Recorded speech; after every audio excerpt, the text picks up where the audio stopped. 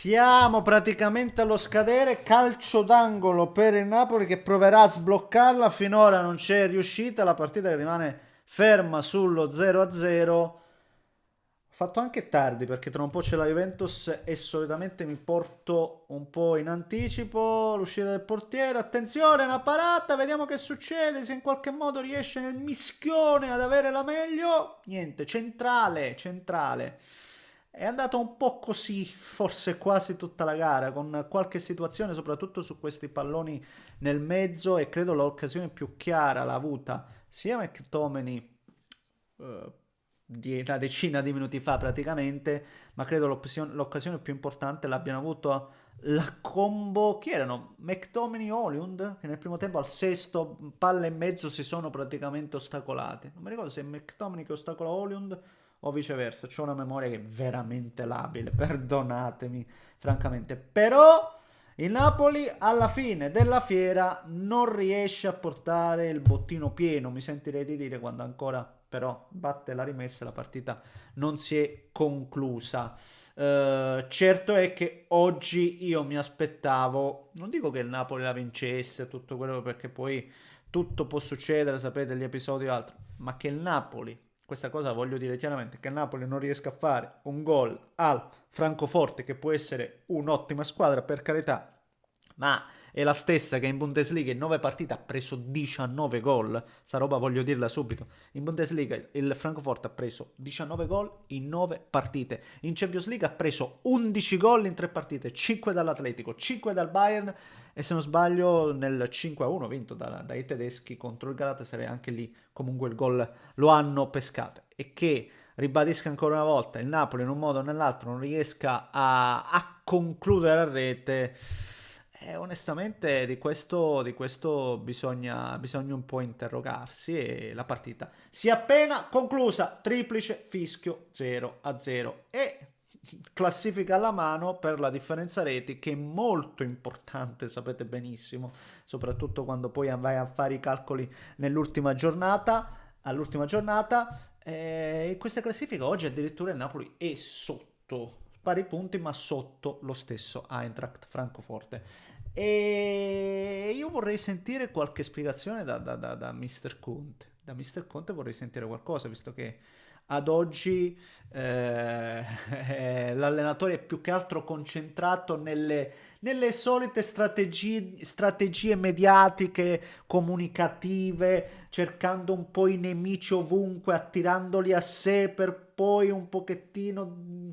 Non lo so se non lo so neanche. Onestamente credo che sia una comunicazione anche figlia di un altro tempo, lasciatemelo dire. Sentire ancora oggi, no, nel 2025, Napoli, no, che è lì davanti dà fastidio, i complotti, le congiure. Sono robe che non si possono sentire. Quello che mi darebbe fastidio a me, da tifoso in generale, e se fossi un tifoso napoletano, è come mai il Napoli dopo 4 partite di Champions ne ha vinta una a stento all'ultimo secondo praticamente con lo Sporting, e poi ha sempre fatto enorme fatica ad imporsi.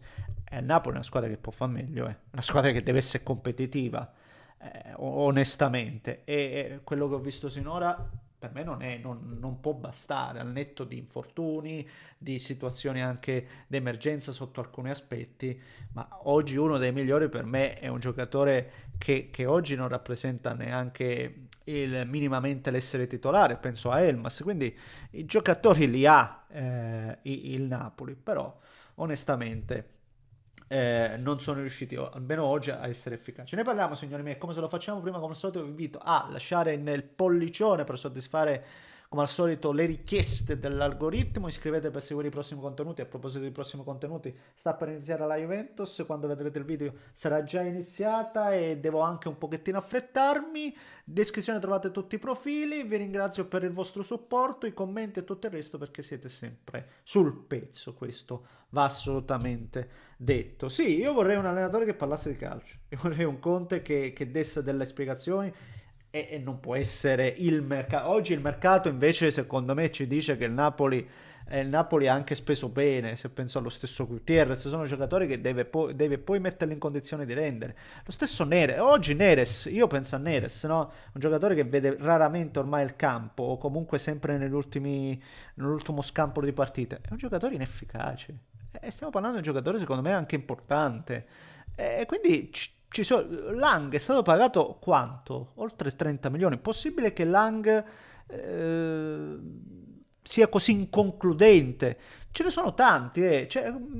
Conte secondo me c'è da lavorare. Secondo me c'è da lavorare e parlare un pochettino meno. Parlare un pochettino meno e concentrarsi sul campo. Perché se è vero che in campionato il Napoli sta facendo assolutamente il suo dovere, il suo campionato, perché è forte, non perché no, tutti sono contro, ma comunque nonostante le congiure, no, il Napoli sta facendo il suo, perché il Napoli è una signora squadra e sta facendo il suo campionato, come tutte le altre, e sono lì. In Champions si deve fare di più. E Conte è il primo a saperlo, Conte è il primo a sapere che bisogna fare di più.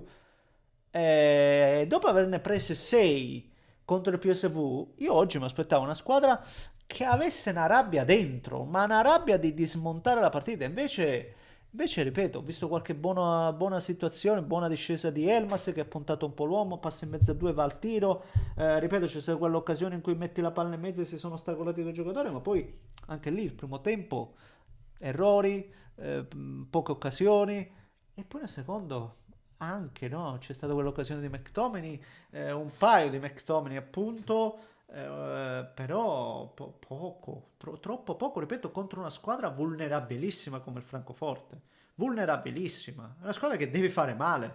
Se in casa gli devi fare male, devi trovare le soluzioni. Poi è vero che ancora ci sono degli infortuni, ha ritrovato Lobotka, però ancora magari gente fuori come appunto De Bruyne che non può mai essere una nota, io ho sentito no, ma magari non può essere una nota positiva quando ti manca un giocatore come De Bruyne. Il lungo di gente Lukaku e ne avrebbe anche bisogno, stiamo vedendo, perché poi Holiund, ecco, ci sono partite in cui fa fatica, oggi non benissimo per quanto mi riguarda.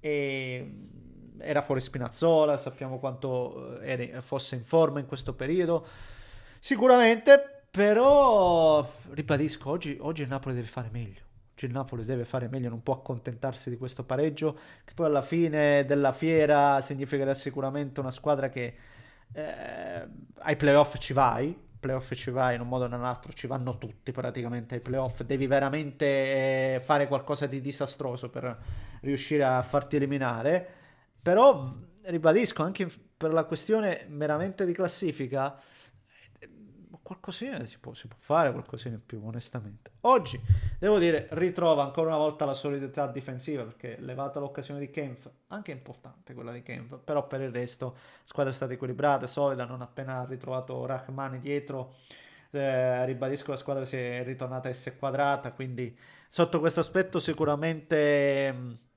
c'è l'aspetto più positivo.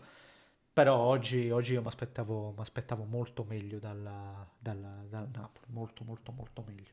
E ribadisco, spero che Conte nella conferenza parli di calcio, parli di quello che abbiamo visto e non mercato, problematiche, congiure, complotti, perché poi se vuole davvero fare quel passaggio di livello, soprattutto in Europa dove gli è sempre mancato, forse no?